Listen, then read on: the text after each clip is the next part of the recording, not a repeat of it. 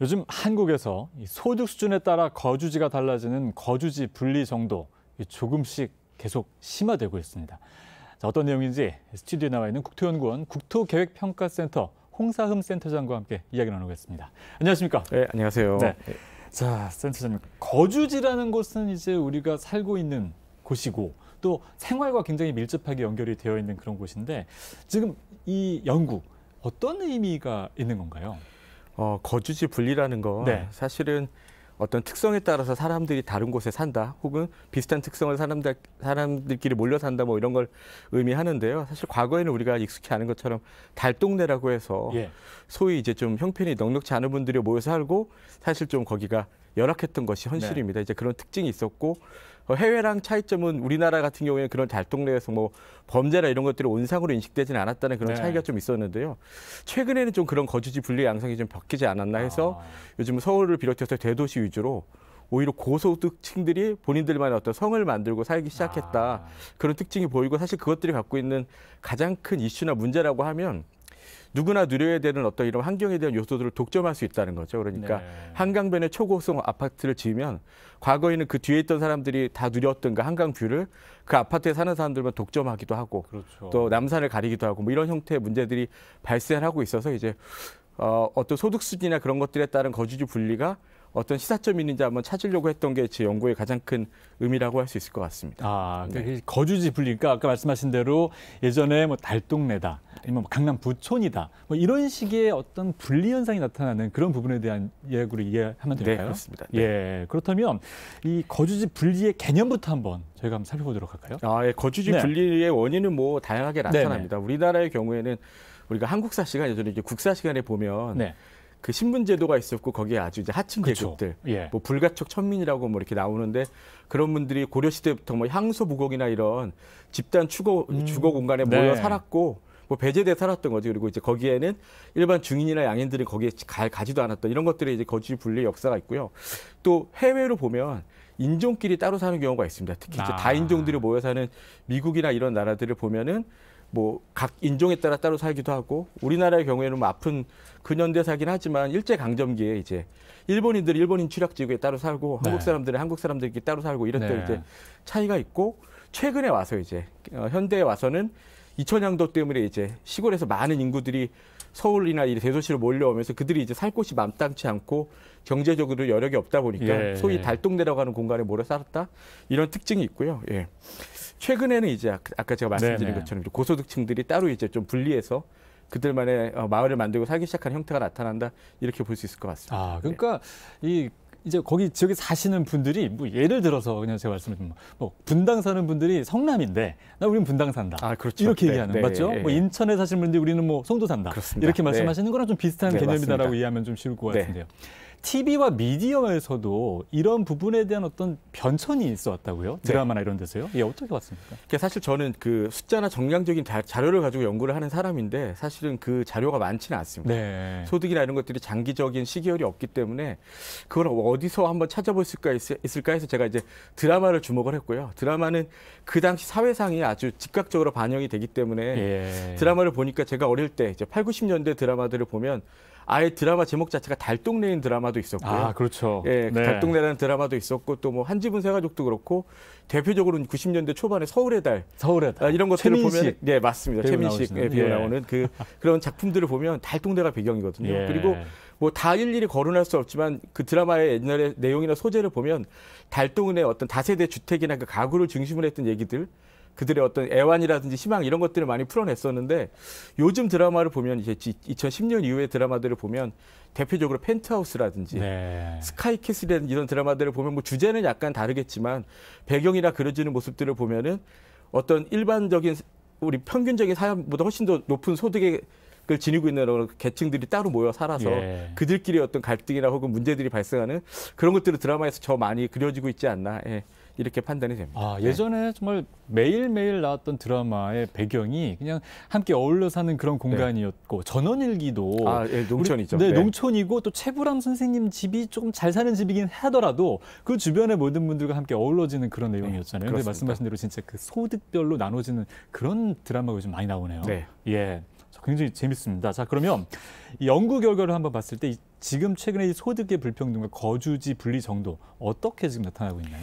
보면 소득의 불평등 수준은 2017년과 2021년 아마 두 시점만 놓고 보면 사실 약간 살짝 개선이 됐습니다. 아, 그런가요? 그러니까 우리나라 국가 전체 그 소득 불평등을 나타내는 소득 진위 계수를 봐도 그렇고요. 네. 수치적으로는 미약하게나마 감소가 발생을 했는데 소득 수준에 따른 거주지 분리를 보면 분리 정도는 증가했습니다. 아. 그러니까 불평등은 다소 개선이 됐지만 네. 서로 소득 수준에 따라서 사는 곳들은 점점 좀 분리되는 그 현상은 심화됐다 이렇게 볼 수가 있을 것 같습니다. 아, 그러면 그 변화 과정도 굉장히 또 중요할 것 같은데 네. 변화는 어떻게 이루어지고 있어요? 이게 제가 이제 해외 문헌들을 보면 예. 보통 이 가로축이 소득 수준에 따른 변화라고 보고 세로축이 소득 분리 정도라고 보면 못 사는 사람은 못 사는 사람들끼리 몰려 살고 잘 사는 사람은 잘 사는 사람들끼리 몰려 살기 때문에 이렇게 U자형을 그리는 경우가 많은데요. 예. 2017년에서 21년 사이에 우리나라를 보면 못 사는 사람들은 그렇게 분리돼 살지 않습니다. 아. 여기저기 섞여서 흩어져서 같이 살고 있고요. 예.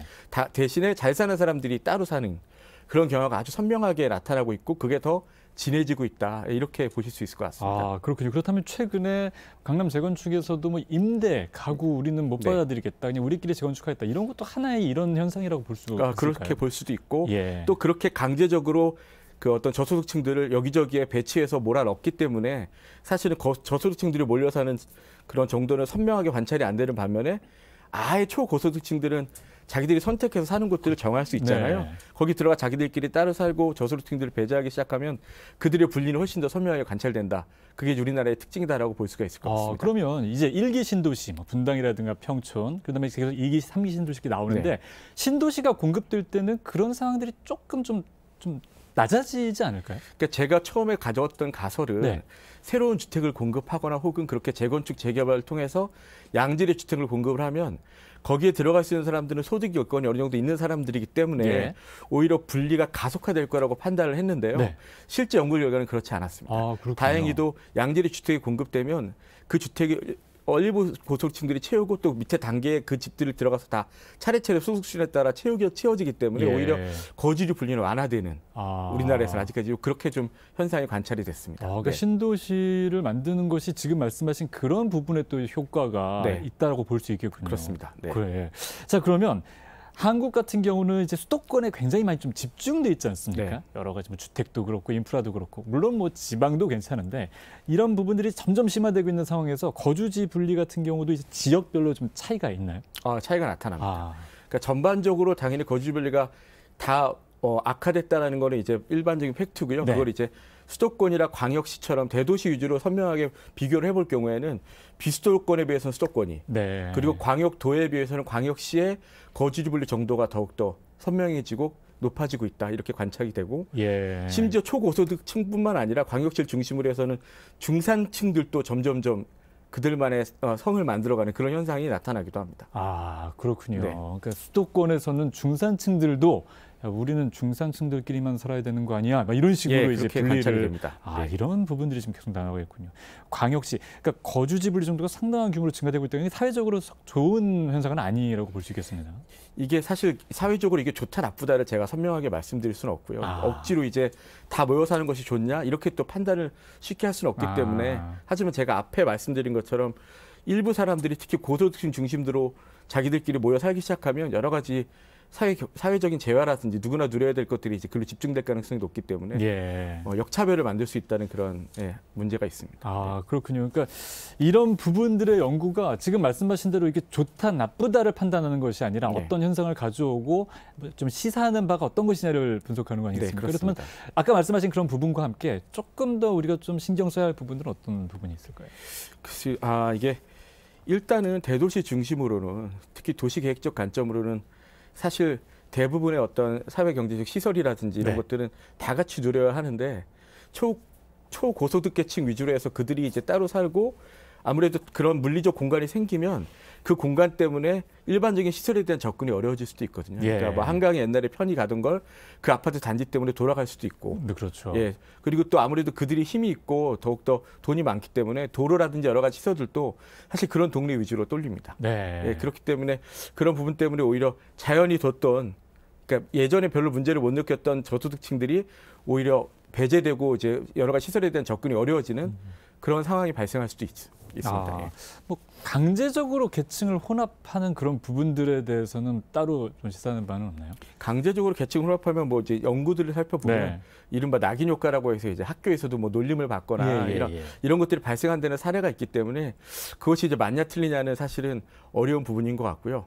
대신 그래서 이제 외국 같은 경우에는 물리적 공간을 나누고 일부러 이렇게 뭐 임대차 단지가 있고 일반 단지가 있어서 그렇게 붙이기보다는 같은 아파트인데 2층은 누가 살고 있지 서로 모르게 섰거든요. 그렇죠. 그렇게 되면 이제 낙인이 안 되는 수가 있기 때문에 이제 그런 형태의 정책을 좀 모색할 필요도 있지 않나 이렇게 생각이 됩니다. 그러면 아까 이제 우리나라 전체적인 어떤 변화를 봤을 때 소득 불평등은 좀 줄어들었는데 거주지 분리는 좀 확대했다 이런 말씀을 해주셨잖아요.